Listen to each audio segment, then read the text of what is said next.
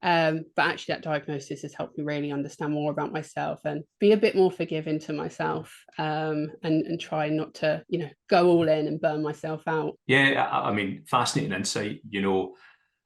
This is the first time you and I have had a conversation, and to hear about something that you went through like that, is actually quite profound. And I hope that law enforcement agencies, over the past few years have become a bit more advanced. I guess when new types of cybercrime or digital stalking, the kind of evolution of things over the past few years, I do feel that probably in the past, agencies have probably not been as equipped as what they probably should be, whether that's just through maybe not enough young, diverse individuals coming through that are aware of what's going on. Like, I mean, you mentioned Reddit, multiple different things that relate to social media. And, we're obviously seeing a huge thing when it comes to like extortion online as well, with people being compromised via images and everything else. And, again, from your insight, do you see more of an advancement in that side, or do you feel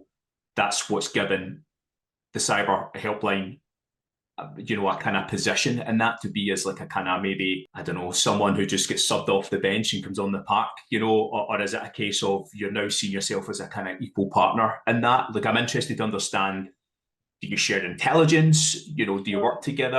I think people would really like to understand that. Yeah.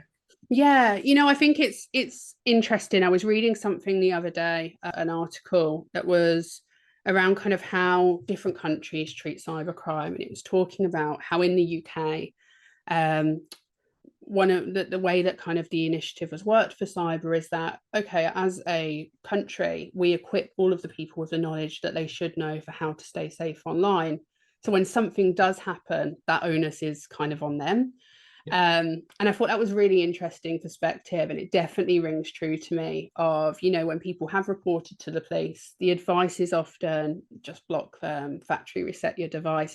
It's advice that's being given rather than action taken against the perpetrator.